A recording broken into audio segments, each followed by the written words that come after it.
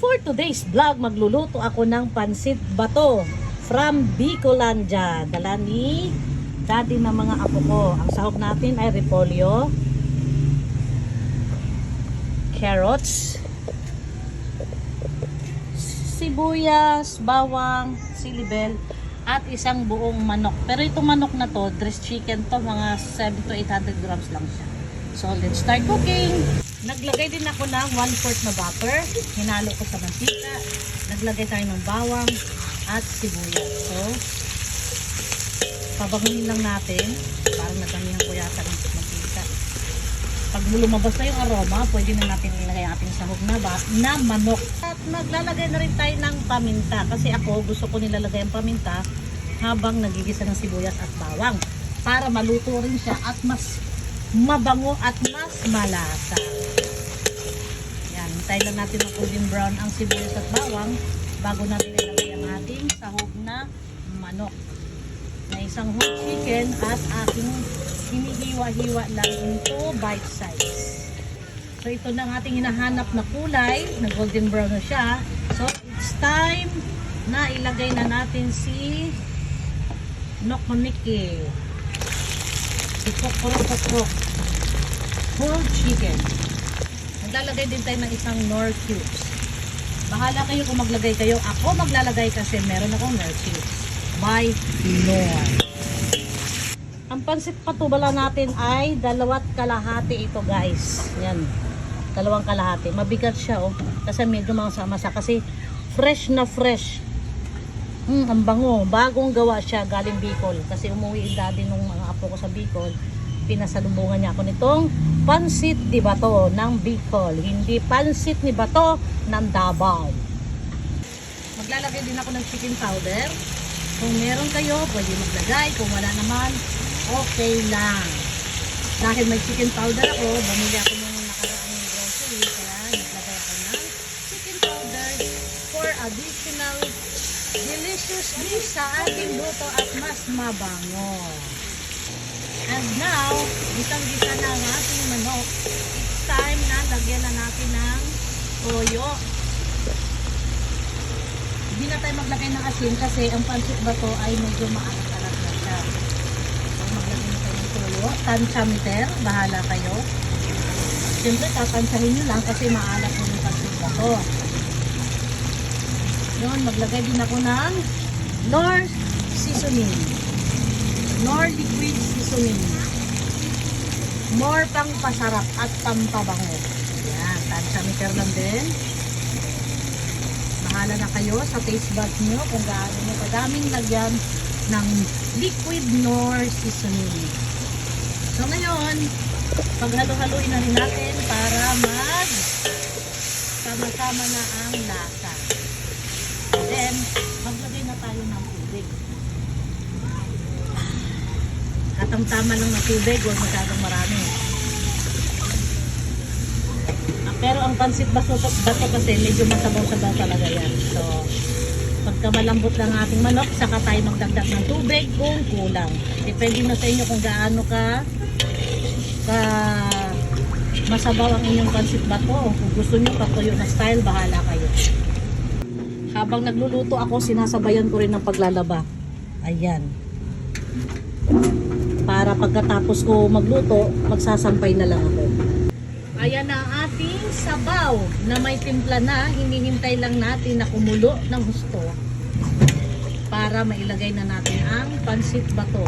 At para medyo lumambot din ang ating sahog na manok. Ayan ang hinihintay ko. Kulong-kulo ng ating pangsahog sa pansit bato. Ilagay ko na ang carrots. And of course, the pansit bato. Yan. Dahan-dahan lang. Dahan-dahan. Oh, so fresh. Ito, kailangan lutuin ka agad. Kasi hindi ko maintindihan bakit pagka hindi mo naluto to kaagad, magmo-molds na siya kaagad. Yan. Ano yan? Sunog. Yan. Okay. So, halo-halo together. At ilagay na rin natin ang ating silibel. Hindi yan susobra kasi madali lang to eh. Fresh to eh, mabalambot to.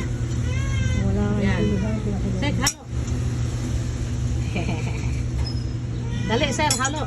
Habang nilalagay ko itong sili. Hindi mo apoy mo. Malakas yan. Dapat kumukulo to eh. Habang Oo, sobrang kulo yan. Nga, ibig sabihin ko mahihina pa rin apoy mo. Wala, hanggang dyan lang talaga apoy natin. Mga gagawa natin. So guys, halo-haloin lang natin hanggang mag-well combine ang ating Tapon mo kaya. sahog. Ito na ang matinding haluan sa ating bato-bato. Ay, masakit pa sa kilikili, mga super mom.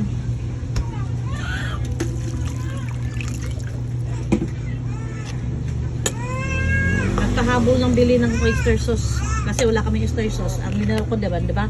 Liquid nor seasoning. Sa akin, okay na yun. Ano ba yan? Masarap sana. Ang bango! Ano ba? Oh. And now, ilalagay na natin. Unti-unti lang para ano. Hindi mahirap haluin. Op. Gamitan mo ng kamay mo, Day. Baka maglipad-liparan naman yung petsay bagyo na yan. Masasarap rin po. Ay sus, kita mong umuulan, hindi mo pupunta palengke. Kung anong gulay na meron sa rep, mga supermam, yun na lang ang inilagay ko. Masarap nga ito, may kinsay, kaso wala. Ulan. Ang hirap ng haluin. May napaluin guys. Hawak yung cellphone. Siyempre, para makita nila kung gaano kasarap ang pagluto ng pansit ni Bato. Hindi taga Davao, kung hindi taga Bicol. Yan. Ayan guys. Whew. Sige, lagay. Sarap, overload sa Pechay Bagyo. Ito na ang ating Mamacita oyster sauce. Ihabol natin mga super mom. Isang pack. Yan, pigain. Simutin. Mahal ka, 20. Oh, mahal daw, 20 pesos. Kaya simutin hanggang dulo ng mundo. Ayan. So, boss, tulong tayo sa halo. Oo, sige. Marami to eh. Dalawat kalahati to eh. So, ayan na nga guys. Ang sarap ng ating pansit bato. Bato-bato? Hindi to bato, kundi pansit na ginawang bato. Batong nakakain. Hindi ko nga lubos maisip bakit siya naging pansit bato. Hindi naman siya bato. Ayan guys. Sarap. Ay, sarap. Ito guys, hindi na kailangan lagyan ng asin. Kasi mismo yung pansit ay may timpla na. Ayan. Buti hindi na masyadong mahirap haluin. Ayan guys. So ayan na ang ating pansit bato. Ay nako, ang hirap haluin. Pag masarap na pagkain, ang hirap lutuin. Talagang labor of love ang pagluluto. Ay, maglagay pa tayo ng kunting tubig kasi matigas pa. Suwa mo na ako. Ayan mga super mom. Ning, natapon na. Dalawa na kami ng anak ko ano. Kung namin po yung Nanalo. Wala. Walang nagpainit nga eh. Siguro ginamit pagpaligo yung tubig sa thermos. Okay. Sige, go.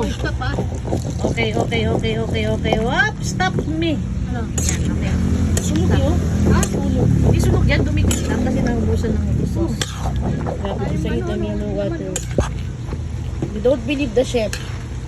Eh, syempre, unti-unti.